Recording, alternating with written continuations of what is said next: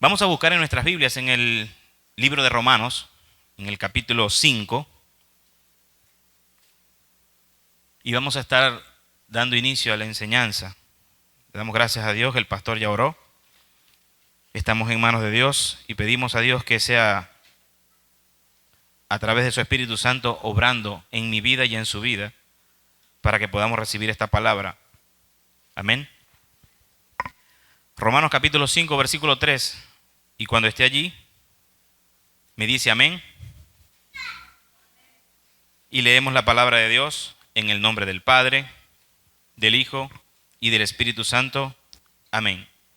Dice así: y no solo esto, sino que también nos gloriamos en las tribulaciones, sabiendo que la tribulación produce paciencia, y la paciencia prueba, y la prueba esperanza, y la esperanza no avergüenza, porque el amor de Dios ha sido derramado en nuestros corazones por el Espíritu Santo que nos fue dado. Leemos otra vez.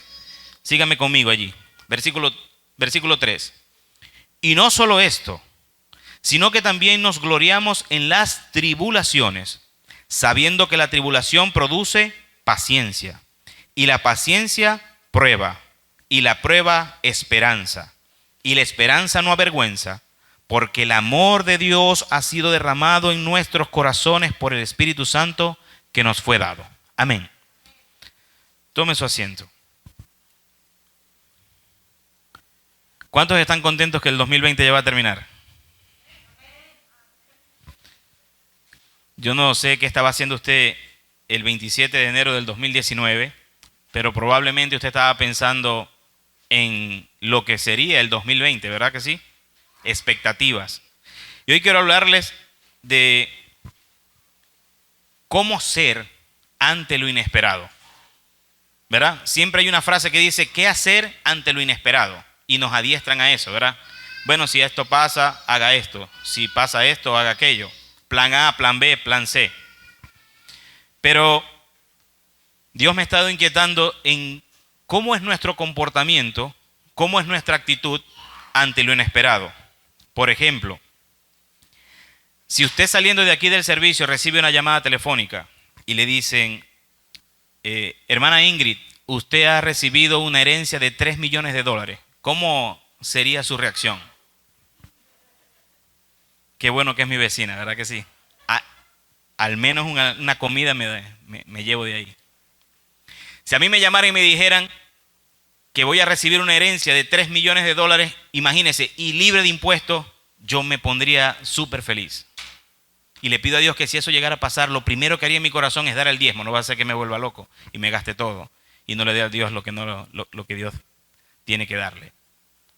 ¿Cómo sería si a usted le llaman y le dicen, mire, esa casa que está allí, estas son las llaves, es suya? ¿Cómo sería su reacción? ¿Se pondría contento? ¿Se pondría alegre? Si le dicen, ese carro que está ahí, ¿te gusta? Ah, sí, está lindo. Ese era el carro de mi sueño. Aquí están las llaves, es tuyo. ¿Cómo se sentiría? Feliz, ¿verdad que sí? ¿Cómo se sentiría usted si sale bien arreglado? Imagínese una camisa blanca, ¿verdad? O un vestido blanco, las mujeres, un vestido blanco. Y sale a la calle a montarse en su carro y la llanta está ponchada. ¿Cuál sería su reacción? Le toca, ¿verdad? Y no hay nadie por ahí. Usted mira así y no hay nadie por ahí. ¿Cuál sería su reacción si usted se está planificando, ¿verdad? Y hace toma ciertas decisiones y toma ciertos compromisos o deudas, y cuando llega a su oficina, lo está esperando el jefe con un sobre, y no es para aumento, sino para decirle que hoy es su último día? ¿Cuál sería su reacción? Fuerte, ¿verdad que sí? ¿Cuál sería la reacción si recibimos esa llamada que nunca queremos recibir porque tenemos familiares fuera del país? ¿Cuál sería nuestra reacción cuando estamos haciendo las cosas bien, cuando estamos haciendo las cosas conforme a lo que Dios dice que debemos hacer, cuando somos obedientes, mas sin embargo, alguien, un ser querido, un familiar, un amigo muy cercano, nos defrauda y nos engaña? ¿Cuál sería nuestra reacción? ¿Qué hacer ante lo inesperado? ¿Cómo voy a reaccionar ante algo que no estaba en mis cuentas? Mucha gente dice, este año no me lo vi venir así. Yo no esperaba esta cuarentena. Otros me decían, ¿por qué tuve que vivir una cuarentena? Y hablan de la gripe española. Nunca yo había escuchado de la gripe española, sino hasta este tiempo. En mis 42 años nunca había escuchado que hubo una gripe española a principios de los 1900. Y la gente decía, no, pero no debimos, con tanta tecnología, con tanto avance, ¿por qué tenemos que estar pasando esto? Y fue algo inesperado. ¿O cuántos estaban aquí esperando un virus? ¿Cuántos dijeron en el 2019, bueno, vamos a prepararnos, vamos a comprar máscaras, hand sanitizer y todas esas cosas porque viene un virus? Nadie, ¿verdad que sí? Pero qué grave es, o cómo nos sentimos nosotros en nuestro corazón cuando estamos haciendo lo bueno, cuando estamos haciendo lo correcto, cuando estamos siendo obedientes incluso, y nos pasa algo que no lo veíamos venir. Yo quiero hablarle en esta mañana y voy a tratar de ser lo más rápido posible, de una de las historias en la Biblia que más a mí me llaman la atención y que más me gustan. Y es la historia de José. ¿Cuántos de los que están aquí han escuchado, han leído la historia de José? La historia de José comienza en Génesis capítulo 37 y se va hasta el último capítulo, el 50. Y yo voy a dar una síntesis, voy a dar un breve resumen de lo que más importa o de lo que quiero resaltar de la historia, pero yo le animo a usted que lo lea en su casa con detenimiento, que lea cada palabra que está ahí en la Biblia y que le pida a Dios que a través de su Espíritu Santo le ministre a su corazón, porque yo estoy seguro que va a encontrar una riqueza literaria incalculable. Fíjese que José, una de las cosas que más llama la atención es que de José no se conoce pecado. La Biblia no dice que pecó, no se conoce pecado. Y muchos estudiosos de la palabra y teólogos dicen que José es como un mini Jesús o una simbología de lo que fue Jesús en la tierra. Mas sin embargo, ¿qué sabemos nosotros de José? Lo que dice la Escritura, ¿verdad? Y hoy voy a hablarles acerca de José, acerca de cómo fue la historia de José, cómo se desarrolló la historia de José. José era el hijo número 11 de Jacob, ¿verdad? Recuérdense que cuando leemos los patriarcas estaba Abraham, estaba Isaac y luego Jacob. A Jacob se le cambia el nombre por Israel. Por eso si usted lee allí, cuando comience a leer en Génesis, se va a dar cuenta de que hablan y hacen referencia de Israel.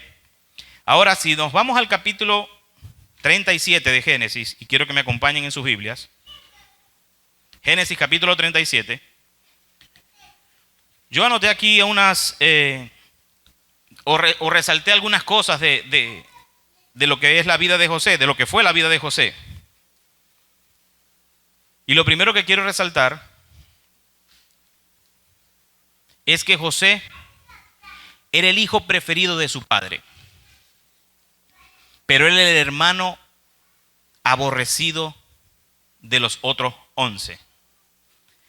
José dice la Biblia en Génesis 37, vamos a leer allí en el versículo 3, y dice así: y amaba a Israel, es decir, su padre, amaba a Israel a José más que a todos sus hijos, porque lo había tenido en su vejez, y le hizo una túnica de diversos colores.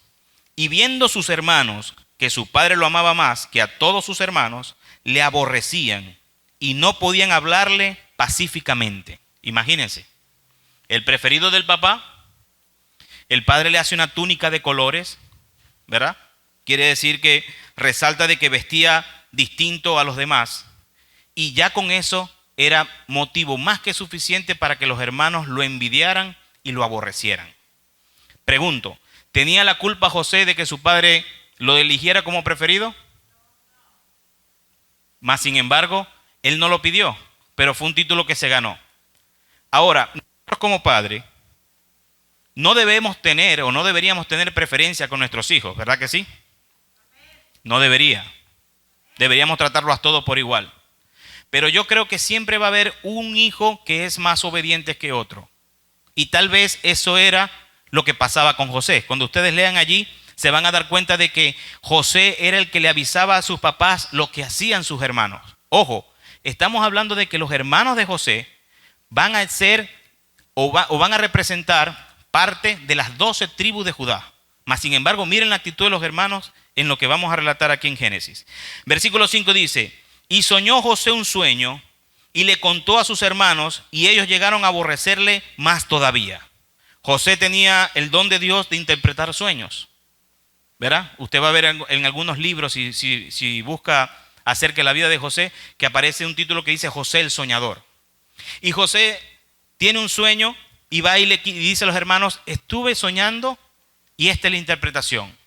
Habían 2 espigas, pero mi espiga se levantaba por encima de las demás y las otras 11 se postraban ante la mía. Y los hermanos decían: aparte de que viste mejor que nosotros y que mi papá es más condescendiente con él, ahora quiere decir que nosotros nos vamos a rendir ante él. Ahora, podemos ver a José que era un joven impulsivo, porque sabiendo cómo lo tratan los hermanos, porque decía que no le hablaban pacíficamente, es decir, le hablaban de manera grosera, ¿verdad? En mi pueblo dicen, le hablaban golpeado, no sé cómo dirán en su pueblo. Cuando una persona habla así altanera, no, está hablando golpeado. Uno le dice al otro: oye, ¿qué pasó? No me hables golpeado. Bájale 2, dicen en Caracas, la capital. Ahora, sabiendo que los hermanos le hablaban así, va y les llega y le dice: oye, anoche soñé con ustedes y ustedes se postraban a adorarme a mí. ¿No era motivo más que suficiente para que los hermanos le tuvieran más rabia, lo aborrecieran aún más? Pero José, dice la Biblia, que era un joven de 17 años. Los hermanos de José eran pastores y José era el encargado de decirle al papá si los hermanos estaban haciendo las cosas bien o no, porque el papá le pedía que lo hiciera. Dice la Biblia en el mismo capítulo 37 que que Jacob, su padre, le dice un día: ve a ver dónde están tus hermanos y cuéntame lo que están haciendo. Y José salió a un viaje que nunca imaginó que lo que le iba a pasar estaba preparado para él. Ahora, poniendo un poco la historia, Jacob le dice: ve a donde están tus hermanos y dile y coméntame lo que están haciendo y cómo lo están haciendo. Los hermanos ya tenían algunos días pastoreando las ovejas. Y él sale a dar el reporte. En obediencia a su padre, sale a hacer lo que su padre le dijo. Y sus hermanos, dice la Biblia, que cuando los vieron venir de lejos, dijeron: allá viene José. Vamos a hacerle algo. Sí. Y empieza un complot y dice: vamos a matarlo. A lo que llegue aquí, lo matamos. Le quitamos las vestiduras. Buscamos un animal. Lo matamos. Le ponemos sangre animal y le decimos a nuestro padre: lo encontramos en el camino y una fiera se lo devoró. Sí, vamos a hacerlo. Y sale un hermano que se llama Rubén y dice: no, ¿qué pasó? No hagamos eso, no lo matemos. Y propone otra cosa: ¿por qué mejor no lo metemos en una cisterna, ¿verdad? Y lo dejamos botado allí. Y listo. Dice la Escritura que Rubén tenía amor por José. Y tal vez lo que estaba tratando era de resguardarle la vida. Y dicen: ok, hagámosle eso. Llega él, lo agarran. Imagínense, eran 11 contra 1. Yo creo que difícilmente se iba a escapar, ¿verdad que sí? Aparte, él tenía 17 años, los hermanos eran mayores. Solo Rubén era el menor. Y lo agarran entre los 11. Yo quiero que ustedes se imaginen 11 personas agarrando a un jovencito de 17 años, quitándole toda la ropa y metiéndole en una cisterna, es decir, en un foso, en un hueco. Y la cisterna no tenía agua, es decir, yo me imagino que no fue que vamos a ayudarlo a bajar. Y él dijo: ok, yo me voy a dejar bajar. No, ahí había como un forcejeo seguramente. Pero entre 11 lo agarraron y lo echaron ahí. Y dice la Biblia que mientras José estaba ahí, ellos estaban comiendo. Dice, comían pan. Y comienzan a decir: allá vienen algunos mercaderes que van para Egipto. ¿Por qué en vez de dejarlo allí botado, no le sacamos provecho? ¿Por qué no lo vendemos?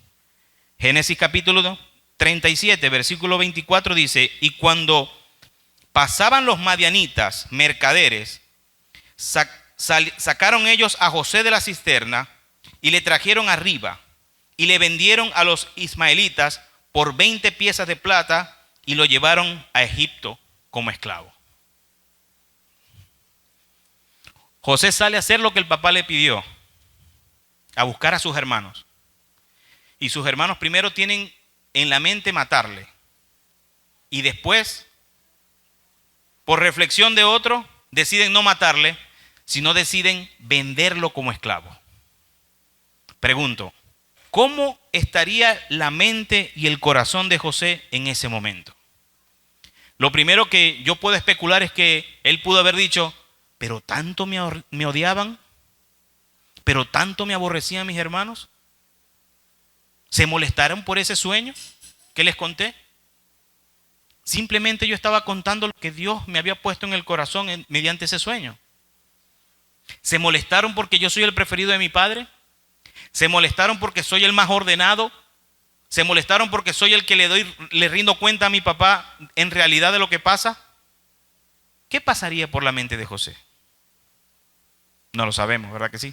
La Biblia no lo dice, pero nosotros pudiéramos entender qué pudo pasar por la mente de José. Seguimos con la historia y ahora vamos al capítulo 38 de Génesis. Gloria a Dios. Cuando José llega como esclavo, ¿verdad?, a Egipto, sale ahí en la historia un personaje o una persona muy importante. ¿Cuántos han escuchado hablar de Potifar? Potifar dice que era una persona importante en Egipto. Dice que era un principal. Y Potifar compra a José y se lo lleva a su casa como esclavo. Pero lo más importante de esto que está aconteciendo, y es aquí donde me gustaría que prestara más atención, es que José pasa a ser de esclavo a mayordomo. Y luego de mayordomo a prisionero. Fíjense, hijo preferido, lo pone en lo alto. Hermano aborrecido y vendido como esclavo. Como esclavo pasa a ser mayordomo y de mayordomo pasa a ser un prisionero en la cárcel. Fíjense cómo estaba la vida de José. Subía y bajaba, si lo queremos poner de como estatus social. En el capítulo 39, vamos a leer el versículo 2 y dice, allí lea conmigo en su Biblia, y vio allí capítulo 39, versículo 2, mas Jehová estaba con José y fue varón próspero y estaba en la casa de su amo el egipcio. Y vio su amo que Jehová estaba con él y que todo lo que él hacía, Jehová lo hacía prosperar en su mano. Aquí vamos a hacer una pausa y decir, José viene de pasar una situación muy mala con los hermanos, algo que no esperaba. Sus hermanos lo han vendido y José viene de pasar a ser el hijo preferido a un esclavo en Egipto. Pero fíjese lo que dice el 39:2. Lea conmigo otra vez. Dice, mas Jehová estaba ¿con quién? Con José. Dice la Biblia, mas Jehová estaba con José y fue varón próspero. ¿Pero no era esclavo? Fue varón próspero y estaba en la casa de su amo el egipcio. Y vio su amo que Jehová estaba con él y que todo lo que él hacía, Jehová lo hacía prosperar en su mano. Pregunto, ¿Potifar era un hijo de Dios descendiente de Israel? No, porque era de Egipto. Pero Potifar pudo ver algo que José tenía en su corazón, y era que Jehová estaba con él. Amén. Ahora, si Dios estaba con José en ese momento de amargura, quiere decir que la reacción de José ante lo que estaba sucediendo con los hermanos no era la reacción que tal vez nos pudiéramos imaginar. Por ejemplo, tal vez en ese momento que él iba siendo esclavo, él solamente pensaba y decía, al momento que pueda me voy a vengar de cada uno de ellos. Poco a poco van a ir cayendo. En cualquier momento que tenga la oportunidad y salga de aquí, me voy a escapar y voy a ir a buscar porque me voy a vengar y van a pagar caro lo que me hicieron. Eso humanamente pudieran haberlo dicho, ¿verdad que sí? Por la situación que estaba pasando. Pero la Biblia nos hace un énfasis importantísimo. Potifar lo compra como esclavo y dice que Jehová, que Dios estaba con él y que era un hombre próspero y que todo lo que tocaba lo hacía prosperar. Y eso lo vio Potifar. Y Potifar dijo, este de esclavo lo pongo de mayordomo. Y Potifar le dice, a partir de ahora tú vas a ser la primera persona amando aquí en mi casa. Te entrego todos mis bienes para que los administres. Te entrego todas mis cosas para que las administres. Solamente yo me voy a preocupar qué voy a comer. De lo demás tú te vas a encargar de todo. Imagínense eso. Llega de esclavo, ¿verdad? A otra tierra y de pronto lo ponen de jefe de todas las cosas. ¿Por qué? Porque el hombre que no tenía a Dios en el corazón pudo ver que ese joven de 17 años, Dios estaba con él. Mi pregunta es, ante las situaciones inesperadas, ¿podrá decir las personas que están a nuestro alrededor, ese es un hombre de Dios y Dios está con él, porque nosotros reaccionamos de la forma que Dios quiere que reaccionemos? ¿O simplemente damos mucho que pensar cuando nos pasa algo inesperado? José era un muchacho en ese momento que única y exclusivamente tenía como refugio Dios. Y fue tanto lo que Dios estaba haciendo con él que Potifar lo pudo ver. Ahora sigue la historia. Dice la Biblia en el mismo versículo 39 que José como mayordomo un día estaba en los quehaceres de la casa arreglando algunas cosas, me imagino yo, no sé qué estaba haciendo, pagando el internet tal vez, buscando el agua. Imagínese usted lo que puede hacer un mayordomo en una mansión tan grande, lavando el carro, quién sabe. Y llega la mujer de Potifar y le dice literalmente, duerme conmigo, acuéstate conmigo. Y José le da un argumento y le dice, mira, tu esposo me ha puesto aquí por jefe de todas las cosas. Y yo soy el encargado, el gerente, el mayordomo de todas las cosas. Él no se preocupa por nada. Lo único que me ha dicho es que no te toque a ti. Y después dice algo importante. ¿Cómo puedo yo pecar ante Dios y cometer eso? El hombre no simplemente estaba confiado de que Dios estaba con él, sino que él sabía que si cometía esa falta, no iba a pecar contra Potifar, que fue el que le dijo a mi mujer no le toques, sino que le dice, ¿cómo puedo yo pecar ante Dios cometiendo eso?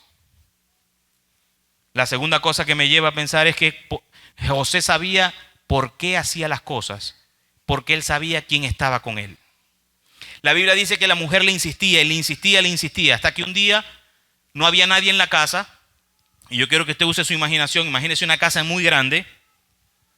No había nadie en la casa y José estaba haciendo los quehaceres de la casa. Y llega la mujer de Potifar y lo asedia, lo toma y le dice, duerme conmigo. Y comienza José a forcejar. Y fue tanto eso que sale huyendo y las ropas de José quedaron en las manos de la mujer. Y la mujer comienza a dar gritos. Y llegan las personas. ¿Qué pasó? El hebreo que metió a mi esposo en la casa trató de violarme. Aquí está la evidencia. Y dice que la Biblia que mantuvo la ropa allí hasta que llegó su esposo. Y cuando su esposo llegó, le dice, el hebreo que pusiste aquí a trabajar con nosotros intentó violarme. Aquí está la evidencia. Y Potifar se molestó tanto que agarró a José y no le importó todos los años. Dicen los teólogos que más o menos estuvo 11 años trabajando con él. No le importó todo lo que José había hecho, ni todas las cosas que José había prosperado, simplemente con rabia lo tomó y lo metió en prisión. Y allí vemos que José pasa de ser mayordomo a un prisionero. Pregunto, dice la Biblia que lo leímos ahorita, ¿quién estaba con José? Dios estaba con José, ¿verdad que sí? ¿Y por qué le pasaban todas estas cosas? ¿Estaba haciendo José las cosas bien o no las estaba haciendo bien? Las estaba haciendo bien, ¿verdad que sí? ¿Y por qué le pasan estas cosas? Primero los hermanos, sus familiares de sangre, que estaban con él, que lo vieron crecer, que compartieron todos los días en la casa. Y ahora, alguien de quien se ganó la confianza, alguien de quien se ganó el respeto, alguien que reconoció que Dios estaba con él, lo mete a prisión. Pero no termina allí. Capítulo 40. En el capítulo 40 podemos leer una palabra muy importante. Busque allí en el capítulo 40, el versículo 14 y 15. Me dice amén cuando esté allí. Estando en la cárcel, mire lo que pasa. Viendo el jefe de los...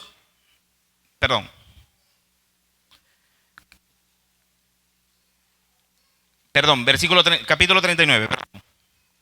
Versículo 20 y 22. Dice así. Y tomó su amo a José y lo puso en la cárcel, donde estaban los presos del rey, y estuvo allí en la cárcel. Pero Jehová estaba con José y le extendió su misericordia y le dio, ¿qué dice allí? Los que van leyendo conmigo, ¿y le dio qué? Gracia. A ver, volvamos a leer. Y tomó su amo a José y lo puso en la cárcel, donde estaban los presos del rey, y estuvo allí en la cárcel. Pero Jehová estaba con José y le extendió su misericordia y le dio gracia en los ojos del jefe de la cárcel. Y el jefe de la cárcel entregó en la mano de José el cuidado de todos los presos que había en aquella prisión. Todo lo que allí se hacía, José lo hacía. Si usted me está siguiendo en la historia de José, cada vez que a José le pasa algo malo, Dios lo toma como evidencia para bendecirlo. ¿Usted se está dando cuenta? Sus hermanos lo venden, cosa que no es buena, pero de eso le da la oportunidad a José de presentarse y mostrar a Dios. Y Dios lo honra poniéndolo como el mayordomo. El enemigo se mete y engaña la mente de la mujer de Potifar y le comienza a tener ese acoso todos los días. Dice la Biblia que día a día llegaba y lo meten a prisión. Pero dice la Biblia, Jehová estaba con él y halló gracia delante de los ojos. Y pasó de ser preso al jefe de los presos. ¿Usted se está dando cuenta cómo es la trayectoria de la vida de José? ¿Sabe por qué pasan estas cosas? Porque la Biblia nos enseña de que José era un hombre que Dios siempre estaba con él. Ante las situaciones inesperadas, José siempre podía tener la confianza de que Dios estaba con él. Y fíjense lo que pasa en la cárcel. Estando preso allí, él era como el encargado de los presos. Imagínense un preso que pueda salir de prisión. Porque normalmente las personas cuando las meten en prisión no le dan la llave. Mira, aquí está la llave por si acaso quiere salir ahora. ¿Verdad que no? Imagínese usted. Bueno, en mi país las prisiones son de otra forma. Ahí los presos reinan en las cárceles. Pero no creo que era el caso de Egipto. Ahora él era el que tenía las llaves de todos los prisioneros. Fácilmente José en algún momento pudo haber dicho, pero yo estoy preso aquí injustamente y yo tengo las llaves, abro y me voy, ¿verdad? Por lo menos yo hubiese hecho eso. No lo hubiese pensado dos veces. Yo le hubiese dicho, oye, muchas gracias, pero yo estoy aquí injustamente, me diste las llaves, aquí, te cierro por fuera, te la voy a dejar guindadita aquí y ahí nos vemos. Total, yo soy hebreo, no soy de Egipto y me voy, ¿verdad? Pero José era una persona que entendía la obediencia. José era un hombre que entendía la sujeción. Y José era un hombre que entendía algo muy importante, y es lo que yo quiero que usted se lleve en el corazón en esta mañana. Todas las cosas que pasan es porque Dios las permite. Y la Biblia dice que Dios nos ama. Y a los que amamos a Dios, dice la Escritura, que todas las cosas nos ayudan ¿a qué? A bien. Y eso es lo que está pasando en la vida, lo que pasó en la vida de José.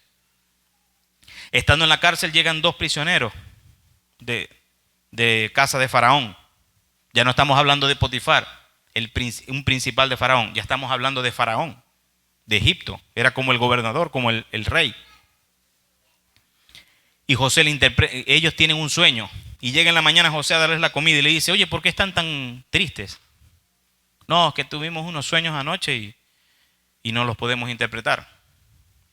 A ver, dice José, yo tengo el don de Dios para interpretar los sueños.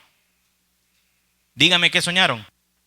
Y las dos personas que estaban allí, uno era el copero del rey, el que le servía el vino al rey, y el otro era el panadero. El copero del rey le dice el sueño y José se lo interpreta, le dice, tu sueño es de beneficio, vas a salir de aquí en 3 días.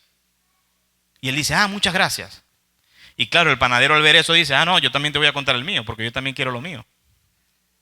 Y cuando se lo cuenta el panadero le dice, tu sueño dice que en 3 días vas a morir. Así que tenga cuidado cuando vaya a pedir interpretación. Cuando José les cuenta eso, está en el capítulo 40, en el versículo 14 y 15, fíjese, dice así, viendo el jefe de los panaderos que había interpretado para bien, dijo a José, también yo soñé que veía 3 canastillos blancos sobre mi cabeza. Perdón. En el canastillo más alto había toda clase de manjares de pastelería para Faraón, y las aves las comían del canastillo sobre mi cabeza. Entonces José respondió y dijo, esta es su interpretación, los 3 canastillos 3 días son. Al cabo de 3 días quitará Faraón tu cabeza sobre ti y te hará colgar en la horca, y las aves comerán tu carne sobre ti. Esa fue la interpretación del sueño del Faraón, del panadero del Faraón. Y cuando José se los interpreta, le dice, hey, acuérdense de mí cuando estén frente a Faraón y díganle lo que yo sé hacer. Estoy aquí injustamente preso, pero acuérdense de mí. A los 3 días acontecieron que pasaron los sueños, se cumplieron los sueños, pero el panadero murió y el copero siguió sirviendo en casa de Faraón y no se acordó de la referencia que pidió José que le pudieran dar. Siguiendo la historia de José, 2 años después, estamos hablando de que ya José tenía 2 años en prisión, el Faraón tiene un sueño y llama a todos los sabios de Egipto y le dicen, hey, interprétenme este sueño porque lo soñé 2 veces y quiero saber qué está pasando. Y nadie lo podía interpretar. Y dice la Biblia que estaba el copero sirviendo allí y escuchando lo que estaban hablando, y de pronto le dice, en la cárcel hay un hebreo que hace 2 años atrás yo tuve un sueño y a los 3 días se cumplió. Faraón dice, tráiganlo, y lo traen. José le dice, aquí estoy, ¿cuál es tu sueño? Este es mi sueño. Bueno, vamos a orar a Dios para que Dios me dé la interpretación. Y le da la interpretación. Y cuando le da la interpretación, dice la Biblia que el Faraón quedó en asombro. Y dice, este hombre, ¿dónde estaba? Que tiene que estar aquí con nosotros. Y lo pone de gobernador en Egipto. Por eso le digo, yo le incito que lea toda la historia de José desde el 37 hasta el 50. Y vemos que pasa José de estar prisionero en la cárcel a gobernador de Egipto. Los sueños de Faraón hablaban de que habían 7 años de abundancia y luego iban a haber 7 años de escasez. Y José se encargó de administrar todas las cosas en Egipto para que durante los 7 años de abundancia ellos pudieran recolectar bastante siega y bastante cosecha. Para que cuando vinieran los 7 años de escasez, ellos tuvieran bastante provisión. ¿Qué creen que pasó durante los 7 años de escasez? Comenzó a haber hambruna por toda la población. Y el padre de José le dice a sus hermanos, vayan a Egipto porque yo escuché que allá sí hay abundancia. Y los hermanos llegan a Egipto a comprar trigo y lo primero que se consiguen es a su hermano como gobernador. Pregunto, si usted hubiese sido José, ¿qué hubiese hecho en ese momento con los hermanos? No me conteste, le voy a decir lo que hubiese hecho yo. Yo los veo venir de lejos y digo, ay, te voy a pelar. De esta no se salva nadie. Porque ahora, hace 13 años atrás, eran 11 contra 1. Pero ahora yo tengo el poder de agarrar a estos 11 y hacer con ellos lo que me plazca. Pregunto, ¿lógicamente es justo o no es justo? Él los pudo haber acusado. Ellos intentaron matarme, homicidio, y me vendieron como esclavo. Me tiraron a una cisterna. Y me imagino que todo eso que pasó lo golpearon. ¿Se pudo argumentar con eso, sí o no? Válidamente lo pudo haber hecho. Mas sin embargo la Biblia dice que tuvo misericordia y que los perdonó. Y que no solamente los perdonó, sino que los trajo de donde estaban a Egipto. No solamente a esos 11, sino que trajo a sus familiares también. Y dice la Biblia que comenzaron a tener provisión y bendición por medio de José. Ahora, ya les resumí una historia muy grande. Traté de hacerlo lo más rápido posible. Pero yo quiero que usted se lleve de aquí 4 puntos importantes. Gracias, hermano. ¿Qué marcó la diferencia en la vida de José? De todas las cosas malas que José vivió, de todos los acontecimientos malos que le sucedieron, de todas las cosas que él tuvo que ver y que injustamente dijeron contra él, ¿qué podemos nosotros decir? ¿Qué marcó la diferencia en José? ¿Dios estaba con él? ¿Sí o no? Sí, Dios estaba con él. ¿Verdad? Pero lo primero que yo quiero resaltar es que José era un hombre de convicción. A ver, repita conmigo, diga convicción. Convicción viene de la palabra convencido. ¿Verdad? Si usted busca ahí en el libro de Hebreos, en la carta a los Hebreos, en el capítulo 1, y yo creo que es un versículo muy conocido,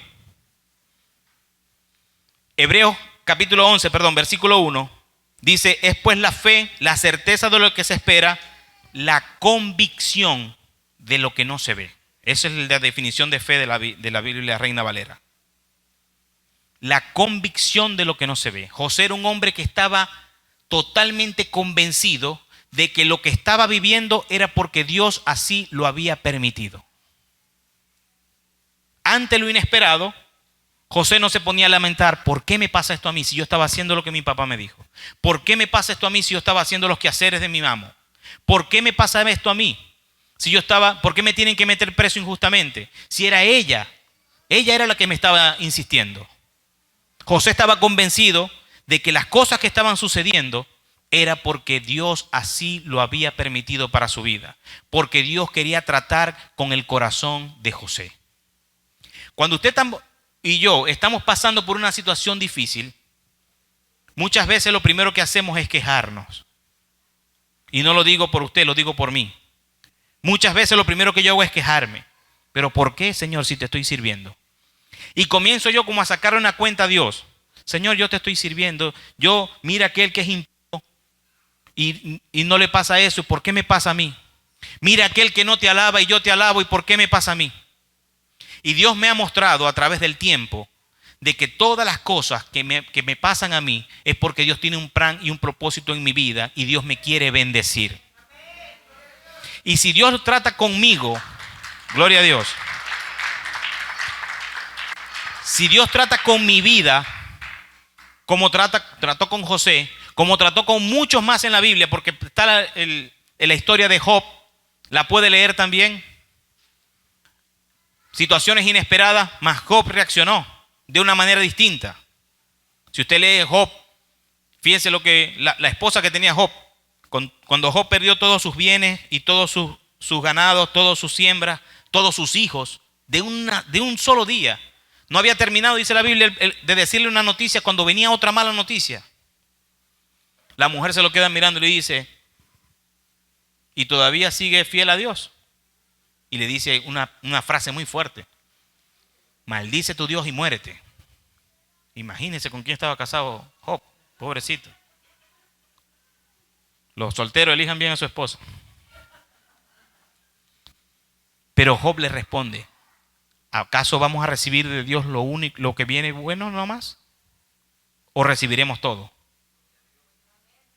¿Podremos decir nosotros en una situación inesperada como dijo Job? ¿Podremos tener nosotros la actitud que tuvo José en todas las cosas que le acabo de contar que pasó en su historia? José era un hombre de convicción. Estaba convencido de que Dios estaba en todo el asunto. Ahora, no es estar convencido de que, bueno, sí, yo sé que Dios existe, como muchas personas dicen. Sí, yo sé que Dios existe. Uno le llega a hablar a las personas de Dios, ¿qué es para Dios? ¿Qué representa Dios para ti?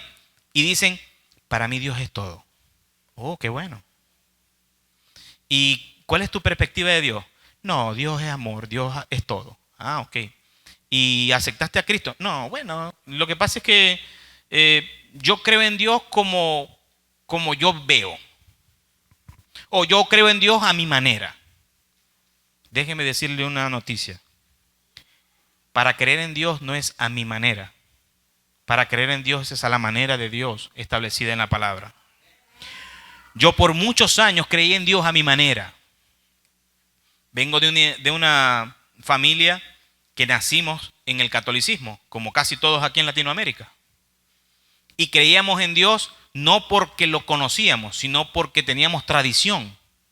Y yo estaba convencido de que había un Dios, pero no estaba convertido a ese Dios. Y yo quiero decirle en esta mañana que si usted está convencido de que Dios existe y no hay de esa convicción una conversión, algo está faltando. El apóstol Pablo dice, las viejas cosas pasaron y todas son hechas nuevas cuando estamos en Cristo. Amén. José era un hombre convencido. Yo sé que lo que está pasando está en control. Dios tiene el control. Y lo cantamos, ¿verdad? Hay una canción muy linda que dice que Dios siempre tiene el control. Pero de cantarlo a vivirlo hay una gran brecha. Y nosotros tenemos que trabajar en Dios para que esa brecha cada día sea menos y podamos tener la actitud de José. Número 2, un hombre de santidad e integridad. Vamos a buscar ahí en 2 de Corintios, capítulo 6, versículos 17 y 18. Fíjense lo que dice. Por lo cual, salid en medio de ellos y apartaos, dice el Señor, y no toquéis lo inmundo, y yo os recibiré. Y seré por vosotros padre, y vosotros me seréis hijos e hijas, dice el Señor Todopoderoso. José era un hombre de santidad e integridad. Ahora, ¿qué es ser santo? ¿Qué es para usted ser santo? Cuando yo empecé en los caminos del Señor y me hablaban de la santidad, yo me imaginaba a alguien vestido de una forma como un nerd, no sé, vestido así con una ropa vieja tal vez, o todo vestido de una forma muy particular, con un vocabulario muy particular, una persona mansa, tal vez tranquila. Y ese era para mí el concepto de santidad. Pero cuando comienzo a buscarla en la Biblia y llego aquí a 2 de Corintios capítulo 6 y veo el versículo que dice, salid en medio de ellos y apartaos. La palabra apartaos, me dice salid y apartaos, me llamó mucho la atención. Y comienzo a investigar acerca de lo que es la santidad. Y la santidad quiere decir que somos apartados para algo o para alguien. En este caso, nosotros nos apartamos para Dios. ¿Cómo me aparto yo para Dios? Dice la Biblia, salid en medio de ellos. ¿En medio de qué? ¿Cómo están las cosas en este mundo allá afuera? ¿Cómo están los valores sociales y morales hoy en día? La gente quiere definir entre lo bueno y lo malo, no basado en los principios bíblicos, sino basado en sus filosofías y en sus pensamientos. Y por ese tipo de cosas estamos viendo ahorita muchas cosas que no están bien y muchas deformaciones que se están metiendo hasta en el matrimonio. ¿Sabe por qué? Porque el enemigo vino a hurtar, matar y destruir. Pero no tenga miedo, porque Jesús dijo después de eso, pero yo he venido a darle vida y vida en abundancia. Amén. Así que si nosotros queremos tener una buena actitud ante lo inesperado, tenemos que estar convencidos de que Dios está en todo. Dios está en control. Y yo le voy a decir una cosa. Por la pandemia yo estoy aquí. Y yo sé que Dios tiene el control de mi vida. Yo sé que Dios tiene el control. En el 2011 salimos de Venezuela. Mi esposa, cuando yo salí de Venezuela, no sabíamos, estaba en estado.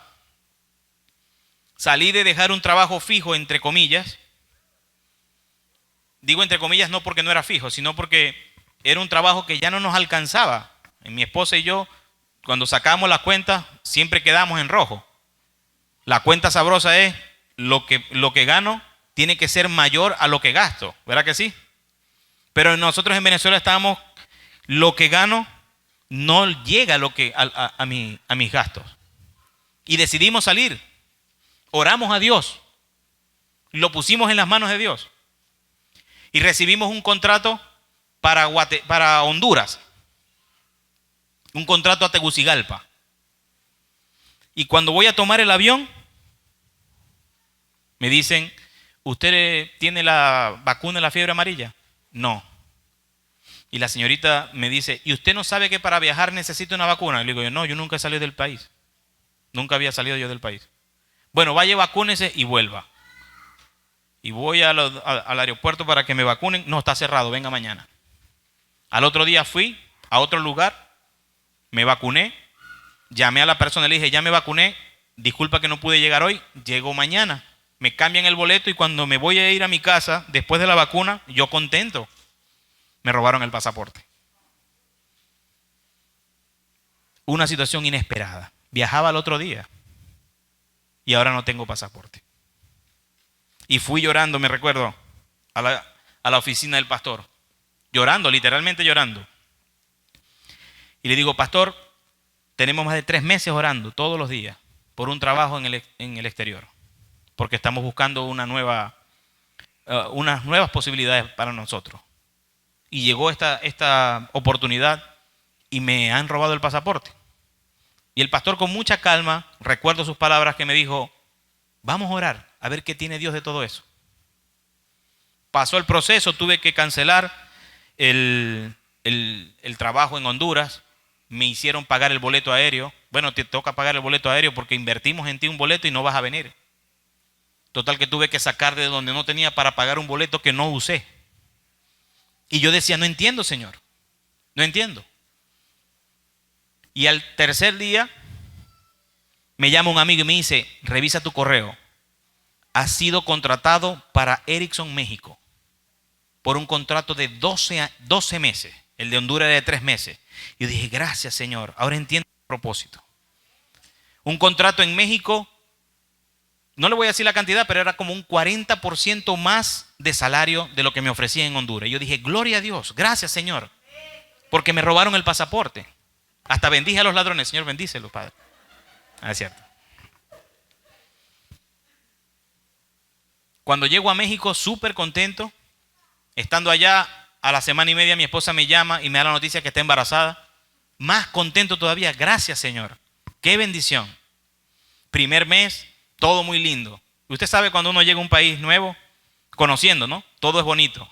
Ah, qué lindo. Y siempre compara. Ah, en Venezuela no hay esto, aquí sí. Ah, qué bueno. Venezuela no tiene pirámide. Ah, qué bueno. Venezuela no tiene Chile, allá aquí sí. Ah, y uno súper contento. Segundo mes, bien.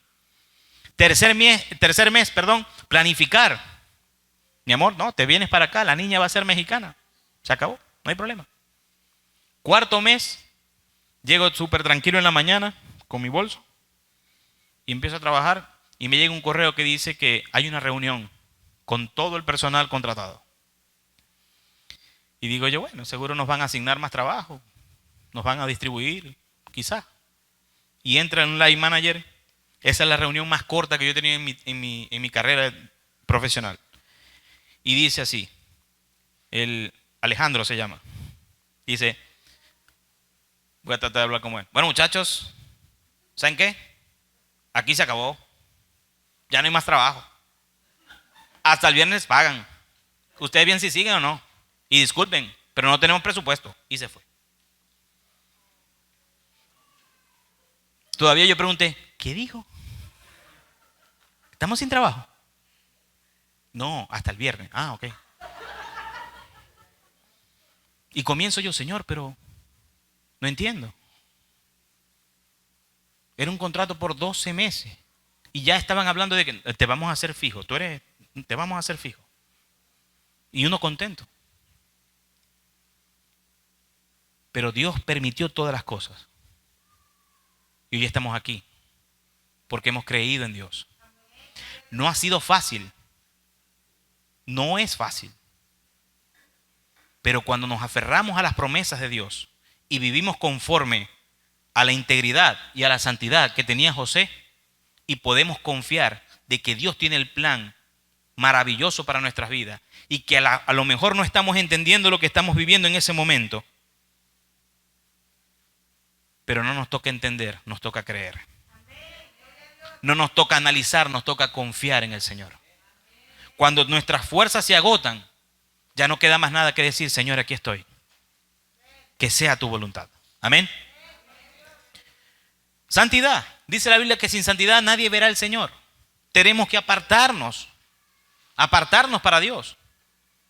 Para tener una buena reacción, para ser una buena persona ante lo inesperado, debemos ser apartados para Dios. Y eso me llega al tercer punto. José era un hombre que tenía constantemente una búsqueda con Dios.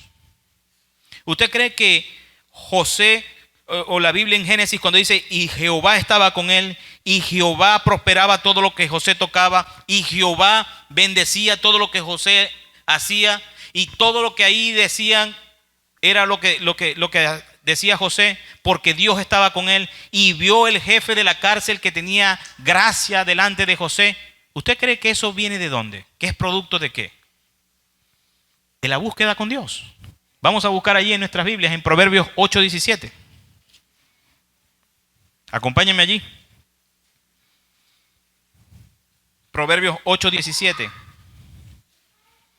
Yo soy amante de los proverbios.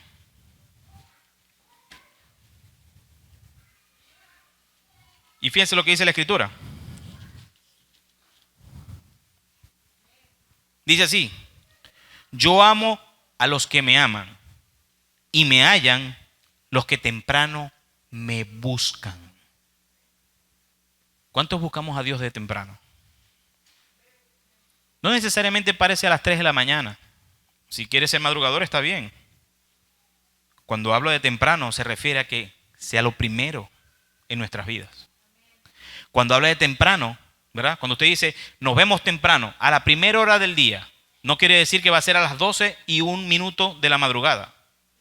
Quiere decir que a la primera hora del día va a ser que lo primero que usted va a hacer es encontrarse con esa persona, ¿verdad que sí? Yo amo a los que me aman y me hallan. Fíjense, hay una promesa: los que temprano me buscan. Si buscamos a Dios de primero en nuestras vidas, si Dios es lo primero, que cuando nosotros despertamos podamos decir gracias Señor por este nuevo día, y nos pongamos allí en un momento de oración, una oración que puede ser 2 minutos, pueden ser 15 minutos o puede ser media hora, 1 hora, no importa el tiempo, importa la disposición del corazón con que lo hagamos, y que apartemos, es decir, nos santifiquemos, seamos santos, para que en ese momento lo primero en la mañana sea postrarnos delante de la presencia de Dios y decir: Señor, aquí estoy, bendice este día, y te pido, Padre, que en este día yo pueda hacer tu voluntad y no la mía. Eso era lo que tenía José. Eso marcaba la diferencia con José. José era un hombre que buscaba a Dios. Y por último, José era un hombre de perdón. La Biblia nos habla del perdón.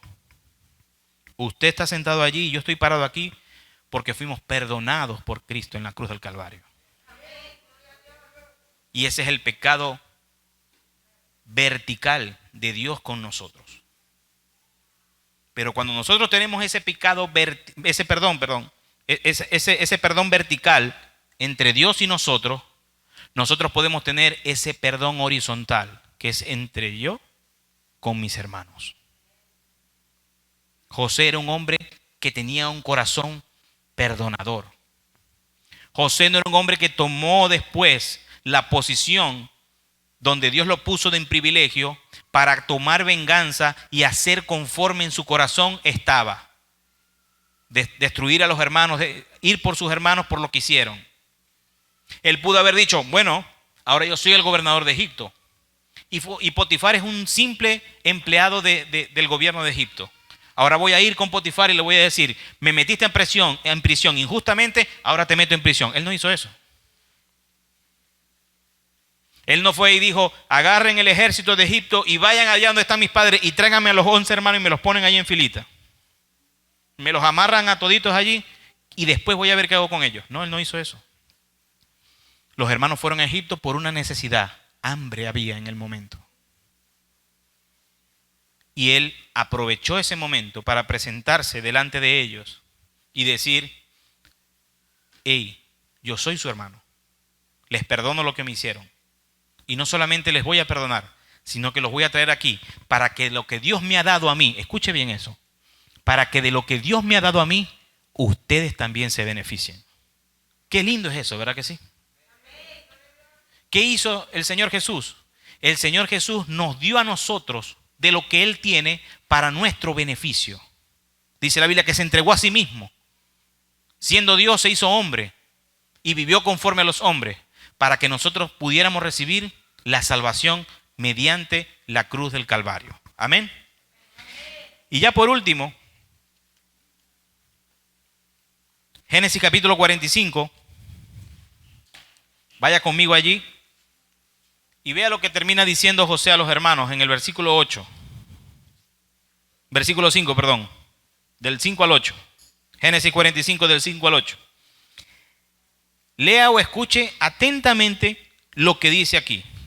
Dice así: ahora pues, no entristezcáis, les dice José a los hermanos. Escuche bien, no entristezcáis, ni os pese de haberme vendido acá. Qué lindo eso, ¿no? Ni os pese de haberme vendido acá, porque para preservación de mi vida me envió Dios delante de vosotros, pues ya ha habido 2 años de hambre en medio de la tierra, y aún quedan 5 años en los cuales ni habrá arada ni siega. Y Dios me envió delante de vosotros para preservaros prosperidad sobre la tierra, y para daros vida por medio de gran liberación. Así pues, no me enviasteis acá vosotros, sino Dios, que ha puesto por padre de Faraón, y por señor de toda su casa, y por gobernador en toda la tierra de Egipto. Miren la conclusión de José. De todo lo que les dije de su vida, José concluye: ustedes no me vendieron porque quisieron, Dios lo permitió. Dios lo permitió porque en este día ustedes se están beneficiando. Lo que ustedes hicieron mal en aquel momento, Dios lo tomó para bien para mí. Lo que ustedes en aquel momento planificaron porque me aborrecían y me odiaban, Dios lo tomó de bendición para mí y para ustedes, para que ustedes en este momento estén pasando lo que están viviendo ahorita. Se están beneficiando de mí, porque ya tienen 2 años pasando hambre y faltan 5 más, porque eran 7. Pero Dios los tiene aquí. Así que no se entristezcan. No fueron ustedes, fue el plan de Dios. Podemos decir nosotros al final las mismas palabras que José dijo ante situaciones adversas que nos pasen. Yo no sé cómo usted llegó a este país, ni cómo llegó, ni por qué llegó, ni cuándo llegó. Pero si usted está aquí y usted escuchando este mensaje, es porque Dios así lo ha permitido. Y usted tiene que creerlo y atesorarlo en su corazón. Usted no está aquí por casualidad. Usted no está aquí porque de 11 a 12:30 los domingos no tiene más nada que hacer que venir para acá. Usted está aquí porque Dios ha permitido que usted esté aquí. Y si esa es la convicción que nos mueve a nosotros como creyentes, comencemos nosotros a entender: Señor, ¿cuál es tu propósito en mi vida? Yo quiero tener la misma convicción que tenía José. Yo quiero tener el mismo carácter que tenía José. Yo quiero poder decir al final: no fuiste tú, Dios lo permitió para bendecirme. Yo puedo decir al final de todas las tragedias y todas las crisis que estoy viviendo, que voy a vivir o que he vivido, puedo decir al final: gracias, Señor, porque hasta aquí nos has ayudado. Amén. Póngase sobre sus pies y vamos a orar. Y vamos a pedirle a Dios que no sabemos cómo va a ser el 2021. Pero sí sabemos que el 2020 trajo muchas cosas distintas a los años anteriores. Hubo muchos acontecimientos inesperados que no los veíamos venir. Muchas personas pensaron hasta que el mundo se iba a acabar y por ahí en las redes sociales estaban dando información que no nos compete a nosotros. Dios es Dios y Dios hace como quiere. Y yo le voy a pedir que cierre sus ojos allí donde está y vamos a orar. Y vamos a decirle al Señor desde lo más profundo de su corazón: Señor, este 2020 ya está por terminar. Y además está decir las cosas que hemos vivido. Sin embargo, ponemos delante de tu presencia, Señor, el siguiente año, sabiendo que es tu voluntad la que permanece y la que reina, Señor. Sabiendo, Señor, que por más que sean perversas las intenciones del hombre, nunca pueden frustrar el plan y el propósito tuyo en nuestras vidas. Reconociendo, Señor, que todas las cosas que suceden es porque tú lo permites. Y que cuando te amamos, todas esas cosas nos ayudan a bien. Ayúdanos a cerrar, Señor, este año 2020 con un corazón íntegro, con un corazón convencido de que tú existes, buscando más de tu presencia, Señor, y aprendiendo a perdonar. Y que esas características sean en nuestras vidas para que empecemos a vivir el 2021 conforme a tu voluntad. Señor, queremos hacer tu propósito, queremos cumplir tu propósito en nuestras vidas. Hacerlo y cumplirlo es nuestro anhelo, Señor.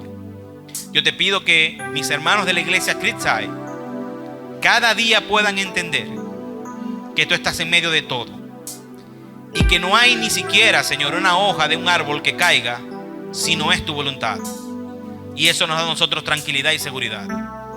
Gracias te damos, Padre.